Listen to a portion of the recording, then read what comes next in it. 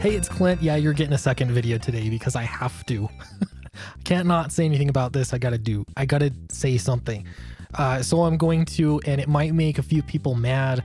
I just don't care. We're just going for it anyway. I'm gonna get into the whole Stephanie Cook, Sean Gordon Murphy, Blake Northcott nonsense that has been going on today. First things first, there are a few things that are true at the same time. Not everything is mutually exclusive. Does that mean that it's a good idea to always go around calling literally every single person out? Everyone can be named and shamed. No, I think that's a bad idea. In fact, not only is that a bad idea, I think it's intentional, and I'm going to go over why. So there's been this thing that I've seen in comics. Maybe you've seen it too.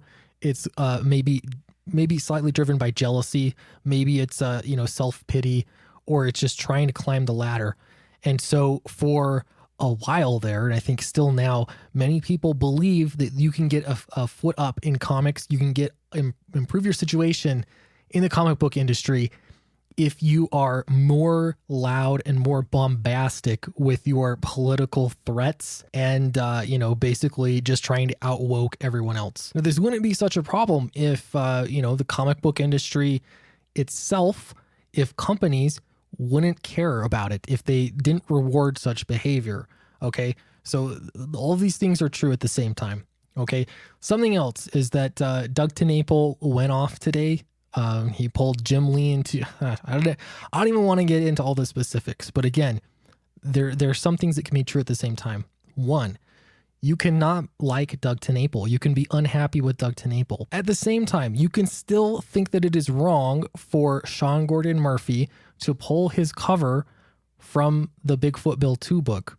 Those two things can be true at the same time. You can also love Doug TenNapel. You can be on his side and still not agree with any of his religious or political opinions. That can also be true. As far as I can tell, this is the root cause to every single problem on the internet. And that is, if you hang out with the wrong person, therefore you're on their team. It's internet tribalism. And it is everywhere. It's not just in the comic book industry. It's rampant. But there are actual casualties, real people that have their lives destroyed because of this. Comic book industry is difficult to get into. Now, Stephanie Cook, I got to say this right off the top. Do not contact Stephanie Cook. Not only is that a bad idea because it makes you look bad, but it's also exactly what someone like Stephanie Cook, who works in the comic book industry in minor ways, I think, but it's exactly what she wants. And I will show you why. All right, so people wanted to basically get Sean Gordon Murphy to cancel the Bigfoot Bill cover, okay? That's one news item. It's been everywhere, I feel like. The other point to that is that some, especially right now, Stephanie Cook has basically been wanting to railroad Blake Northcott and get her pulled off of her Catwoman project. All right, so here we go. I'm going to go through this thread here real fast. So Stephanie Cook says, and what about your work with CG'er Blake Northcott? Are you pulling your work from any of her projects as well? She continues, it seems to me that if now is the time when you are going to show morals over who you choose to work with, you might want to take a look at everyone. Revoking your art from one crappy person's project doesn't mean squat if you continue working with other crappy people as less vocal about it. All right, here we go. She's included in CG'er's roundups where she benefits from their promotion within their community and does interviewers with CG sites. All right, I'm going to pause here for a moment. This is why it's such a bad idea, and this is where the tribalism comes in. Because if you're seen associating with people that you don't like, then therefore you are one of them. So you either have to publicly make statements to disavow. If you don't, then you are one of them. If you associate with anybody, if you have, kind conversations with anyone on Twitter, websites, YouTube channels, anywhere, now you are responsible for everything that ever goes on with any of those people and whoever those people are associated with. You see how insane this gets? All right, we'll continue down the list here. Here's a snippet of an interview she did with Bounding Into Comics, where she tells readers what she's doing is exactly what CGs are constantly asking for. Okay, so what? So what? Here's the specifics, okay? Let's see. Standout comics because of the 90s, because it's sexy, it's fun, it's dangerous in a way that most modern comics are afraid to be. And I think that will intrigue readers, okay? Well, all right then. So that's enough. You're not allowed to have those set of opinions because you should be ostracized if you have those set of opinions about comic books. All right, here's the next one. Or what her solutions are to give everyone what they want, sexier Bond girls. All right, so she goes over some of her opinions. Again, like this is an independent person having an independent thread of ideas that really are not all that far off from what James Bond has already been for however long. So it shouldn't surprise you that somebody has these opinions for a successful James Bond series. Why should that surprise you, and why is that outlawed? All right, now here comes in a totally different angle of attack. Let's not forget when she petitioned Marvel to hire her instead of Chuck Wendig in the immediate wake of him being fired from a book because she won't talk about her politics. As far as I'm concerned, this is an entirely, like, it doesn't support, this is not a supporting evidence for your claim up here. And the big irony is that you're literally doing the same thing, but much worse. So Blake Northcott, okay, specifically, she says, I don't ask others about their politics and I don't talk about mine. It used to be considered tacky and rude, yada, yada. You get the idea. All right, so you tell me, what is worse, stating that you are not that kind of person that they just fired and that, hey, you could work there too. You know, I honestly, I don't care about Marvel. They could go hang for all I care. But what's worse, saying that, or Stephanie Cook going on this big screed with all these screenshots that she had pre-prepared so that she can try and get Blake Northcott taken off of a book, get her fired from DC Comics where she already has a job. You tell me what's worse. All right, or her collaboration with Mitt Breitweiser. Did I say Mitt? Mitch Breitweiser.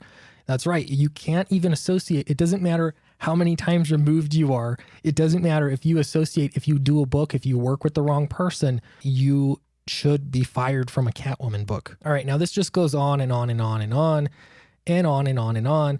And let's see. Then here comes this. Comicsgate is coming after me for telling creators how to better survive the industry.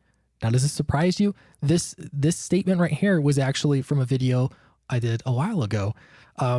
This was in January. There's a pattern here.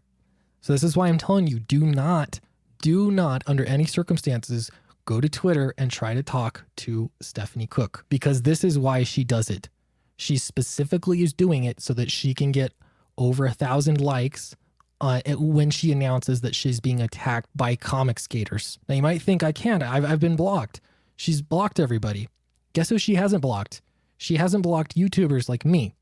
And that's because I made a video about this. You guys, this is how it happens all the time. People have figured out that if you can make yourself into a victim online, then you're going to win. The industry will bow and give you jobs or opportunities that you wouldn't have had before if you can make yourself look like a victim. All right, here's the most recent one right here. Oh, Lord, here comes the Blake Northcott defenders from the CG Brigade. Please save your breath, and if you insist, you can eat my farts. Oh, that's classy. In both of these instances, I have checked. Most people, nobody knows who Stephanie Cook is. Nobody knows unless you're going out of your way to look for this. This is being used as leverage to try and not only get somebody fired, but to get yourself a foot up in the business. This is how it works. I've seen this intimately in some cases. It's so obnoxious. You know, one thing I like about YouTube is that while it can be very rough and tumble, there are a set of basically unspoken rules. If you have a YouTube channel, you don't false flag somebody's video. You don't try and get somebody's video taken down or someone's channel taken down. That's just off limits. It's not cool because you're interfering with their income, potentially. Even when people hate each other the most, you can agree to that. I wish that Twitter had some kind of semblance of these unwritten rules where you didn't interfere in to some degree. Like you let people, you disagree fervently, say mean things if you want to, but trying to destroy somebody or ruin their career or any possible opportunities they have in the future, that's wrong. All right, so I kind of know that I am playing in by making this video, I'm playing into her wishes. I get it, and I know I can already hear the comments coming that I'm part of the problem because I'm saying it now. She can point to this video and say that I am being a terrible, evil person, and therefore she should get hired at DC to write Catwoman. And not Blake Northcott. And that's exactly why I struggled even making this video at all, because you can't, the internet nonsense is always going to persist. Always. You can opt out of it by just not going on the internet. At the same time, I mean, that's where you make networks. That's where you meet people. That's where you try to get your comic book made. Anyway, so it's just tough. It's obnoxious. None of this is going to matter though, as long as, you know, two things happen. One is that DC Comics doesn't care. Technically, DC Comics is the one that has hired Blake Northcott, that you know, is paying her. So that's the first thing. As long as DC Comics doesn't listen to any of this stuff, none of it actually matters. It has no consequence. And then the second thing, of course, is as long as Sean Gordon Murphy doesn't pay any mind to this as well, then everything's going to be just fine. But the moment that somebody with any kind of authority decides that they're going to do something about this, that is the moment that it works. And so this behavior will continue to be rewarded over and over again. All right, so just to reiterate, you can like somebody and not like the actions that they're taking. Those can be true. You can also not like somebody and still find it deplorable that when something bad happens to that person. What I'd love to see more of, and trust me, I know none of this is going to happen, but I'd love to see more talking, you know, online. Like you can talk with people that you disagree with or that aren't in the right group. You know, you're not in the right clique. You can talk with whomever publicly, and that's no reason. Like one of the unwritten rules should be that it is no reason to cancel anybody involved in, you know, just a conversation, or in this case, a book on Catwoman, or a cover for Bigfoot Bill. So yeah, thanks for listening. Go ahead and let me have it in the comment section. I'm still going to continue doing my thing, and honestly, I'd rather live this change a little bit more. And so I want to talk to people. And for me, it's an unwritten rule. Personally, for me, it's an unwritten rule. I'm not going to mess with anybody's paycheck. Anyway, thanks. I will see you next time.